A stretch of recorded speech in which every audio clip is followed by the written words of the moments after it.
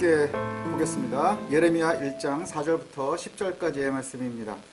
여호와의 말씀이 내게 임하니라. 이르시되 내가 너를 모태이에 짓기 전에 너를 알았고 내가 배에서 나오기 전에 너를 성별하였고 너를 여러 나라의 선지자로 세웠노라 하시기로 내가 이르되 슬프도소이다. 주 여호와여 보소서 나는 아이라 말할 줄을 알지 못하나이다 하니 여호와께서 내게 이르시되 너는 아이라 말하지 말고 내가 너를 누구에게 보내든지 너는 가며 내가 내게 무엇을 명령하든지 너는 말할지니라.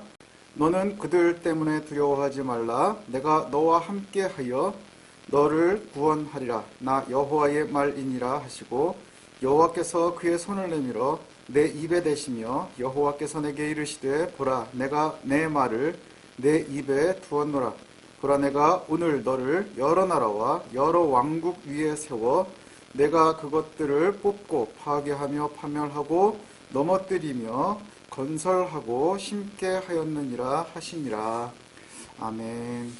오늘 본문 예레미야 1장 4절부터 10절까지의 말씀을 중심으로 선택된 성도는 떠들어야 합니다 라는 제목으로 함께 말씀을 나누도록 하겠습니다.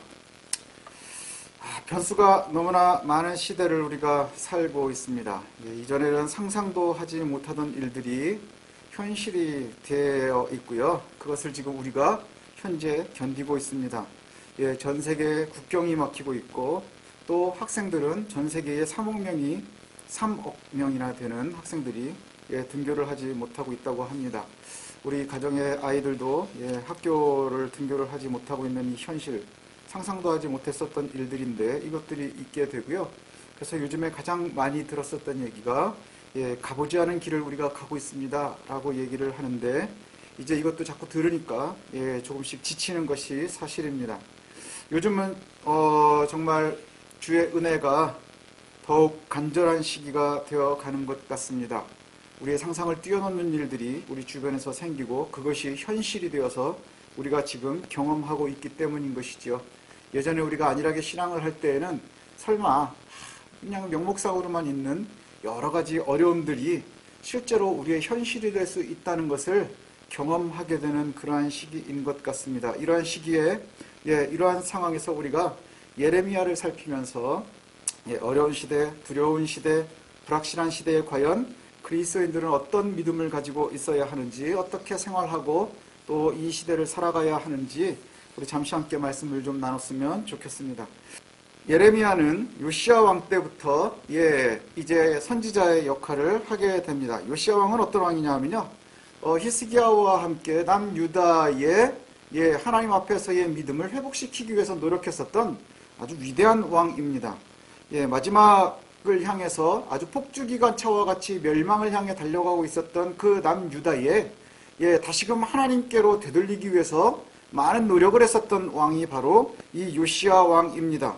그래서 성전을 갖다가 다시 재건을 하고 유월절을 재건을 하고 이런 일들을 했었는데 이 노력이 굉장히 컸지만 결국 되돌리지는 못했죠. 하나님께로 되돌리려고 하는 그 요시야 왕의 노력은 좀 수포로 돌아가고요. 왕은 노력을 하는데 유다 백성들은 여전히 멸망을 향해서 달려가게 되었습니다. 그래서 결국 큰 결과는 맺지 못하고요. 이 요시야 왕은 전사하면서 일찍 죽게 됩니다. 그리고 그 이후로는 유다는 더욱더 빠르게 엄청난 속도로 멸망을 향해서 달려가게 됩니다. 이 시기에 예레미야가 이제 선지자의 역할을 감당을 하게 됩니다. 예레미야는 본래 제사장의 아들로 태어났고요. 그리고 하나님의 말씀이 임합니다. 뭐라고 말씀하시느냐 하면 예레미야에게 나타나셔서 내가 너를 태중에서 선택을 했다. 그리고 내가 너를 내 말을 전할 종으로 세우겠다. 이렇게 말을 하니까 하나님께서 이렇게 말씀하시니까 예레미야가 이렇게 대답을 합니다. 또 주님, 내가 너무 슬픕니다. 나는 어린아이입니다. 나는 너무 연약합니다. 말도 잘할 줄 모릅니다. 간곡하게 거절한 것이지요. 그런데 이에 대해서 하나님께서 뭐라고 다시 대답하시느냐 하면요, 너는 아이라고 스스로 말하지 말라. 내가 너를 누구에게 보내든지 너는 가야 하고 내가 너에게 뭐든 명령하면 말해야 하고 누구를 만나든지 두려워하지 말아야 된다. 내가 너와 함께 할 것이라. 내가 너를 구원할 것이고, 예, 내가 너에게 도움을 줄 것이야. 그러면서 하나님이 이 표현이, 예, 제가 보면서 요즘에 아이들 많이 쓰는 표현이 생각이 났어요. 야, 너 힘없다고 자꾸 두려워하지 마. 나 여호와 하나님이야. 내가 진짜로 살아있는 여호와 하나님이야. 그러니까 내가 너의 손을 붙잡을 것이고, 그리고 네 입술에 내 말을 둘 거야. 그러니까 너무 두려워하거나 떨지 말라. 이렇게 말씀하고 있어요. 오늘 예레미야와 여호와 하나님의 말씀을 갖다가 보면, 여호와는 예레미야에게 너는 내가 태중에서부터 선택을 했어. 그러니 너는 가서 내 말을 전해야 돼. 그리고 너는 그걸 위해서 꼭 선택이 된 거야. 근데 예레미야는 가고 싶어 하지 않아요. 그 선택이 그렇게 달갑지 않습니다. 핑계를 대죠. 나는 연약합니다. 겸손한 것 같기도 하고, 나는 말을 못합니다. 역시 겸손한 표현입니다. 그러나 주님께서는 그렇지 않아. 그게 필요가 없다는 얘기죠. 하나님께서 하나님의 사람들을 선택을 하실 때는요, 똑똑해서 선택하지 않고, 잘나서 선택하지 않고, 능력이 있어서 선택하시는 것이 아니에요. 하나님께서 그저 하나님의 주권으로 선택하시는 거예요. 하나님께서는 너 어린아이라고 자꾸 얘기하지 마. 말 못한다고 얘기하지 마. 그냥 가. 내가 내 말을 네 입술에 둘 거야. 이렇게 말씀하시거든요. 내가 내 말을, 나의 의지를, 내 뜻을 내 입술에 둘 거야. 네 입술에다가 내가 질 거야. 그리고 너를 내가 지켜줄 거야. 라고 약속을 하세요. 이 말씀과 되게 비슷한 상황이 모세 때입니다. 오랫동안 광야 생활을 하고 있었던 모세에게 하나님께서 나타나셔서 내 백성들을 데리고 출애굽을 해야 되겠다라고 명령을 하시니까, 그때 모세가 했었던 변명이 바로 그거든요. 나는 입술이 둔합니다. 나는 그런 거 할 줄 모릅니다. 라고 얘기할 때 하나님께서 아론을 이야기하시면서 결국엔 애굽으로 보내시는 그 장면들을 보게 됩니다. 예레미야와 모세의 공통점은 뭘까요? 예레미야와 모세가 왜 하나님의 말씀, 하나님께서 우리를 선택하셨다라고 하는데, 내가 너를 선택했어라고 하는데 거절할까요? 왜 이렇게 완곡하게 거절을 할까요? 현실에 대한 두려움인 거예요. 현실에 대한 두려움. 모르지 않아요. 이스라엘 백성들이 애굽에서 종살이하고 있는 것 모르지 않아요. 그 현실을 지금 보고 있어요. 알고 있어요. 또 예레미야도 역시 이스라엘이 남유다가 지금 멸망을 향해서 나아가고 있는 것을 다 알고 있어요.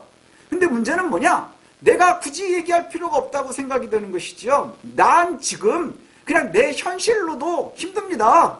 지금 내 현실도 힘들기도 하고요. 그 다음에 나는 그냥 요만큼 누리면서 행복하게 살고 싶습니다. 라고 하는 의미가 들어있는 것 같아요. 모세가 왕궁에서 살다가 미디안으로 와서 가정을 이루고 저 나름대로 소확행, 요즘 얘기하고 있는 아주 작지만 확실한 내 행복을 유지하고 있지 않았겠어요?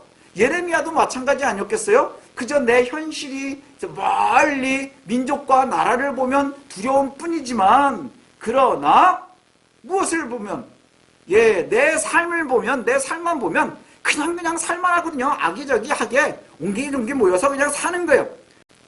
이것 때문에 거절을 하죠. 그런데 보면 모세는 나중에 저희가 참 신기한 게 뭐냐면, 출애굽기를 보면 말도 잘하고요, 능력도 있고요, 심지어 용감하고요, 결단력도 있습니다. 때로는요 오기도 있고요. 이래요. 근데 왜 그럴까요? 이 모든 일들은 하나님의 도우심에서부터 시작이 되는 거예요. 오늘 예레미야도요, 부르시는 모습이 비슷합니다. 하나님께서, 여호와께서 예레미야를 선택하셨습니다. 그러나 이 시기에 이미 하나님께서는 유다를 멸망시키기로 작정하신 때가 점점 수순이 돼 있어요. 그러니까 유다가 사업장으로 보면 부도의 수순을 갖다가 이제 서서히 밟고 있는 중이에요. 그래서 아마 한 가지가 더 있었던 것 같아요. 소망이 없는 선지자의 의미가 있어요. 다른 선지자들은 너 조심해야 돼.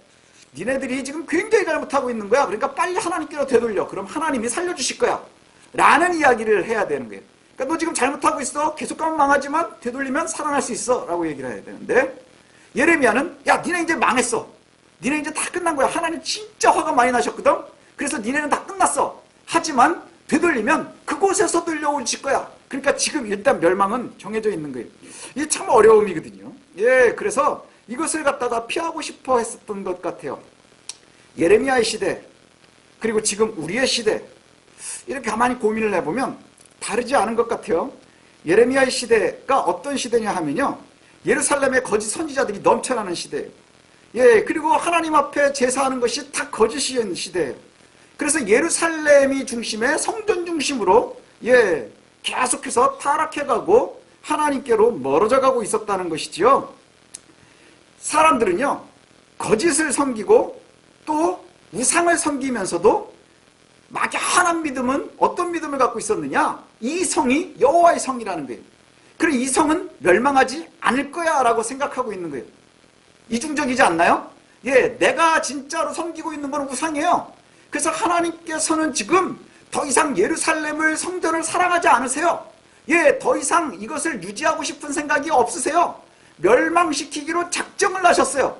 근데 그 속에 있는 사람들은 끊임없이 실제로 마음의 중심에는 우상을 섬기고 있고 하나님과 멀어져 가고 있는데, 또 이들의 한 마음에는 뭐냐? 그렇게 멀어지고 있지만 우리는 하나님의 선민이야. 그러니 예루살렘은 절대로 멸망하지 않을 거야. 하나님께 계시는 이 성전은 절대로 멸망하지 않을 거야. 얼마나 이중적이에요.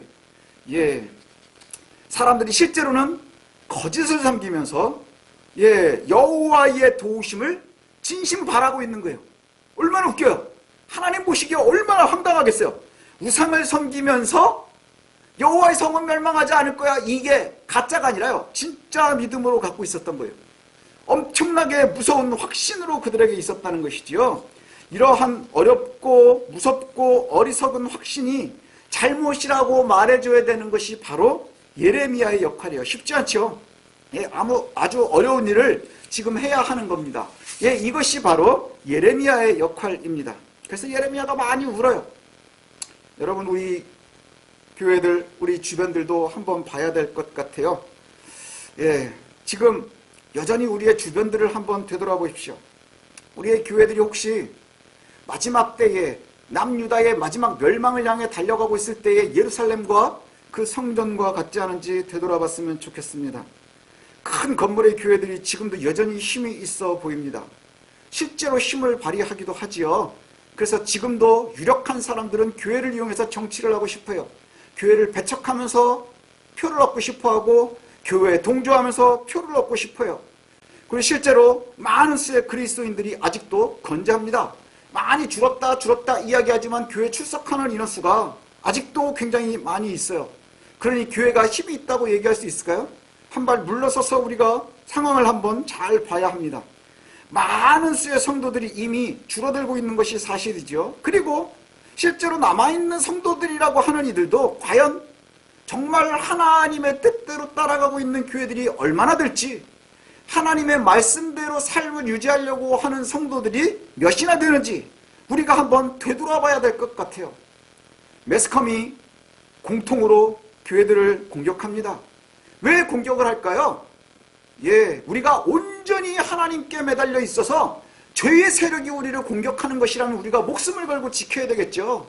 근데 그 근거들이 교회의 실수들에서 나오고 성도들의 잘못들에서 나오고 그리고 그리스도인들의 죄악에서 나오기 시작한다고 하면, 그 근거들이 거기에서부터 나온다고 하면 우리들의 입술에 아무런 변명이 있을 수가 없다는 것이지요.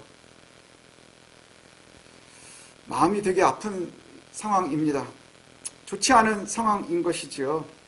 이러한 상황 속에서 그래도 우리가 믿음을 포기할 수는 없잖아요. 그리고 우리가 성도들이라고 하는 것, 예수 그리스도께서 우리를 살리시려고 십자가에 달려 죽으셨고 우리가 그것에 의지해서 구원받은 백성이라는 것, 이거 버릴 수는 없잖아요. 하지만 세상은 이제 교회를 싫어하고 성도들을 업신여기기 시작을 합니다. 아주 좋지 않은 상황이지요. 이러한 상황에 성도들로 살아간다는 것은 어떤 의미가 있을까요? 그리스도인으로 이 세상을 살아간다는 것이 어떤 의미가 있을까요? 여호와께서 우리를 선택하셨습니다. 그래서 우리가 교회입니다. 교회의 뜻이 뭔가요? 하나님의 선택을 받은 사람들의 모임이에요. 우리가 선택한 게 아니라 하나님께서 선택하셨어요. 마치 예레미야를 내가 너를 태중에 선택했다 하듯이 하나님께서 우리를 선택하셨어요. 그리고 우리에게 복음을 알게 하셨어요. 그리고 믿음을 허락하셨어요. 그래서 우리가 교회가 되었습니다. 교회는 여호와께 부름받은 사람들의 모임인 거예요. 예레미야가 선택되었으니 성도가 된 것처럼 우리들도 선택되었으니 이제 하나님의 백성이 된 것입니다. 우리는 선택됐지만 여전히 연약해요. 그래서 예레미야에게 주셨던 약속이 우리에게도 동일하게 필요한 겁니다. 주께서 선택하셨으니 우리의 힘이 아니라 우리와 함께 하시는 주의 은혜가 필요한 시기가 되었다고 하는 거예요. 우리가 우리의 손을 보면 아무것도 할 수 없습니다. 특별히 요즘 같은 시대에는 더 힘들죠. 어디 가서 교회 다닌다 소리도 하기가 힘든 시대가 되었습니다. 교회 모여서 예배 드리는 것이 사람들에게 손가락질을 당하는 그러한 시대가 되었습니다. 겁나고 힘들고 걱정됩니다. 이것이 우리들의 삶이죠. 그러나 용기를 가지십시오. 아주 큰 용기를 가지십시오. 우리가 아니로 주께서 도우시기 때문입니다. 내 힘이 아니라 주의 도우심으로 살아가는 것이기 때문이에요. 한번 되돌아보십시오. 여러분들, 우리가 힘들 때에 하나님의 도우심의 손길들을 느낄 수 있다면 저와 여러분들은 큰 힘을 유지할 수 있을 겁니다. 주께서 우리에게 이렇게 약속을 하세요. 마태복음 10장에 이런 말씀 하시지요. 제자들을 세상으로 보내면서 이런 말씀을 하세요. 너희들은 나 때문에 총독에게, 왕에게, 권력자들에게 끌려가게 될 거야. 하지만 두려워하지 마라. 너희들이 끌려가게 되는 것은 그들과 이방인들에게 복음을 증거하기 위함이야. 우리는 끌려가지만 그 속에 하나님의 의도가 있는 거예요. 우리가 정말로 어려운 길을 억지로 가지만 거기에 하나님의 의도가 있는 거예요. 하나님의 뜻이 있대요. 무슨 뜻이 있어요?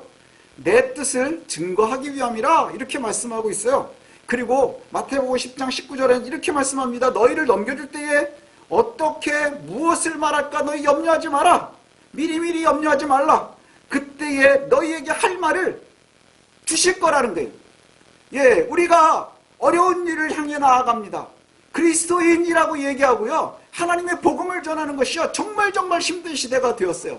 그런데 이 어렵고 힘든 시기를 살아가지만 그럼에도 불구하고 주님께서 이렇게 말씀하고 계시는 거예요. 너희를 넘겨줄 거야. 왕들에게, 권세자들에게, 능력 있는 이들에게 우리가 끌려다니고 이리 와라 저리 와라 이런 상황이 되겠지만 그 안에 뜻이 뭔 줄 아니? 그들에게도 주의 뜻을 전하기 위함이야. 너희들이 끌려갈 때, 왕에게 갈 때, 여러 가지 어려운 상황에 처하게 될 때에 그때에 너희가 미리 두려워하지 말라. 왜 두려워하지 말라는 거예요?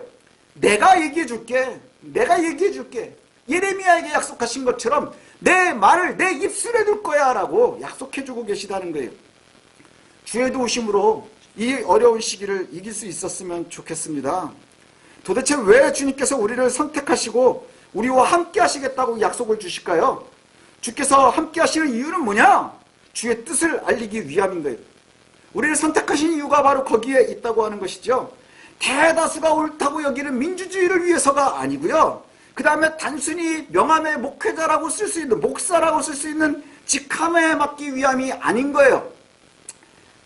특별히 경제의 논리에 따라서 크고 화려하고 유력한 목회자들의 말이요, 이제 큰 권력이 되는 시기가 되었습니다. 이러한 시대죠.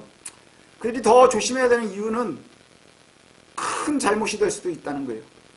그들의 잘못된 선택이 굉장히 큰 위험이 될 수 있다고 하는 것이지요. 요즘과 같은 시대에는 저같이 찌질한 사람이 참 은혜라는 생각도 해요. 제가 이렇게 얘기하고 아무리 녹화해서 이렇게 보고해도 그냥 우리 교인들, 우리 성도들 말고는 뭐 크게 반향이 있지 않으니까 제 실수는 뭐 그렇게 큰 문제가 되지 않을 것 같아요. 그냥 이 설교를 지금 함께 듣고 있는 우리 새성식교회 성도들, 이분들에게만 내가 잠깐 실수했으면 빨리 되돌리면 돼요. 하지만 정말로 큰 분들은 많이 조심해야 될 것 같습니다. 주의 뜻에 따라 옳지 못한 것을 틀렸다고 말하고 바른 것을 높여야 합니다. 이것이 성도들이, 교회가 해야 될 일입니다. 주의 뜻, 이것만이 온전한 기준이 됩니다. 거기에 틀렸으면 틀렸다고 말해야 해요. 그리고 맞으면 아무리 힘들어도 옳다고 얘기해야 합니다. 내가 속한 사회에서, 직장에서, 또 사회 속에서, 심지어는 교회 내에서라도 참 성도는 바른 하나님의 뜻을 볼 수 있어야 합니다. 바른 하나님의 뜻을 볼 수 있어야 돼요. 요즘 한국교회가 많이 힘듭니다. 예레미야 시대에 여호와께서도 그의 백성들을 보시면서 탄식하셨던 그 탄식이 지금 한국교회를 바라보시면서 여전히 하시고 있지 않는가 하는 마음을 갖게 됩니다. 하나님 지금 짜증이 굉장히 많이 나셨어요. 그리고 그 짜증이 난 걸 구체적으로 뭐라고 말씀하시느냐, 내 백성은 이스라엘 사람들, 유다 사람들은 나를 알지 못하는 어리석은 자래요. 여호와의 백성들이 여호와를 몰라요. 여호와를 몰라요. 그리고 그 뒤에 나오는 설명이 뭐냐, 지각이 없는 미련한 자식이라 이렇게 얘기를 해요. 예, 여호와를 알지를 못해요. 여호와의 뜻도 알지를 못해요. 그리고 성경도 알지 못하고, 예, 하나님께서 뭘 원하시는지도 알지 못해요. 그냥 내가 있는 거예요. 지각이 없는 아주 미련한 자식이래요. 미련한 자식이래요. 근데 이들이 어떤 존재냐, 이 뒤가 우리를 굉장히 괴롭게 합니다. 악을 행하기에는 충분히 똑똑하고 선을 행하기에는 무지한 거예요. 악을 행하기에는 충분히 똑똑한데 선을 행해야 할 지식이 없는 것이지요. 혹 우리들에게도 지금 하나님께서 이 말씀을 하시면서 짜증을 내고 있지 않는가, 두려움으로 우리의 모습을 되돌아봤으면 좋겠습니다. 교회라는 주의 몸이 어느 순간 특정한 목적을 가진 사람들의 이기 집단이 된다면 하나님께서는 가차없이 교회를 버리실 겁니다. 외부의 공격에 대해서는 아주 예민하지요. 그 사실입니다. 그러나 문제는 내부의 상처가 더 큰 약점이 될 수 있다는 것이지요. 더 큰 약점이 될 수 있다는 거예요. 겉으로 보기에는 바벨론에 의해서 이스라엘이 멸망하지만 성경을 쭉 보십시오. 내부에 하나님을 그의 백성들이 먼저 버리고 하나님에 대해서 무지하고 하나님의 뜻엔 관심이 없고 자신들의 이기에 의해서 살아가면서도 여전히 하나님이 나를 지켜주실 거라는 맹목적인 거짓된 믿음이 그들에게 확신이 되고 결국엔 하나님이 버리셨기 때문에 외부의 침입에 의해서 넘어지는 것뿐인 거예요. 역사의 주관자는 하나님이세요. 여호와세요. 바벨론도 하나님의 도구이고요, 아수르도 하나님의 도구였다라고 성경은 이야기를 합니다. 교회당에 모이고 목사들이 설교를 하고 화려한 조명과 환경에서 찬송가와 성경책을 활용해서 예배하지만 그 속에 결국 돈이, 권력이, 아집이, 집단 이기가 이러한 세속적인 목적들만 남아 있다면 결국엔 여호와께서 말씀하시는 무지한 교회가 되어가는 거예요. 믿음에는 무지하고 자신들의 이익에 반짝여서 아무것도 모르는 그 무지한 이들이 피리 부는 소년을 따라가는 모습과 교회의 모습이 다르지 않을 수 있다는 것이지요. 여러분, 이제 우리가 기억하십시오. 교회는 오로지 여호와의 공의가 기준이 되어야 합니다. 여호와의 뜻, 여호와의 의만이 기준이 되어야 합니다. 아파도 힘들어도 불편해도 결국에는 여호와의 공의가 기준입니다. 여호와의 기준을 따르며 힘들어도 불편해도 내가 성도다, 내가 그리스도인이다, 이렇게 외치십시오. 이것이 우리가 사는 길입니다. 이것이 주의 은혜를 구하는 길입니다. 이것이 여호와의 능력이 나와 함께 하시는 길입니다. 그리고 우리의 입술에 여호와의 말씀을 주시는 길이 됩니다. 주께서 우리에게 주의 지혜를 외치기를 원하고 계세요. 예레미야를 부르심처럼 지금 우리를 부르셨어요. 예레미야는 내가 너무 작습니다, 말도 할 줄 모릅니다, 슬퍼하고 있지만, 그러나 내가 어리다고 이야기하지 말라, 내가 말을 할 줄 모른다고 얘기하지 말라, 내가 가라고 하는 곳으로 가야 하고 내가 하라고 하는 말을 할 줄 알아야 하고 내가 하라 하는 일에 내가 해야 해. 이것이 하나님께서 우리를 선택하신 이유라는 것이죠. 여러분이 처소에서, 여러분의 삶의 터전에서 우리의 삶으로, 우리의 입술로, 우리의 고백으로 여러분의 말을 전하십시오. 여호와의 말씀을 여러분의 입술을 통해서, 여러분의 손과 발을 통해서, 여러분의 행동을 통해서, 우리의 모든 인격을 통해서 말씀하십시오. 크게 소리치십시오. 이것이 저와 여러분들의 존재 이유입니다. 하나님께서 우리를 선택하신 이유입니다. 하나님의 도우심이 우리와 함께하는 길입니다. 이것이 우리가 사는 길이라는 것이죠. 나라와 민족을 위해서 기도해야 되겠습니다. 교회를 위해서 기도해야 되겠습니다. 또 우리의 가정을 위해서, 우리의 자녀들을 위해서 여러분 깨어서 기도해야 하고요. 그리고 온전히 주의 백성다운 삶으로 하나님의 은혜를 구해야 될 줄로 압니다. 하나님 지금도 살아계세요. 어제나 오늘이나 내일이나 동일하신 하나님이십니다. 모세를 이끌으셨던 하나님의 능력이 조금도 줄지 않았고요. 엘리야와 함께 하셨던 하나님이 조금도 능력이 줄지 않으셨어요. 그리고 오늘 예레미야를 부르신 그 하나님의 목소리가 지금 우리에게 변하지 않았다는 것이지요. 이제 하나님의 백성들이여, 하나님의 백성답게 소리치십시다. 세상을 향해서 움츠리지 말고 우리가 우리의 일을 하십시다. 이것이 주의 백성다운 삶을 살아가는 길임을 놓치지 않는 저와 여러분들 되시기를 소원합니다.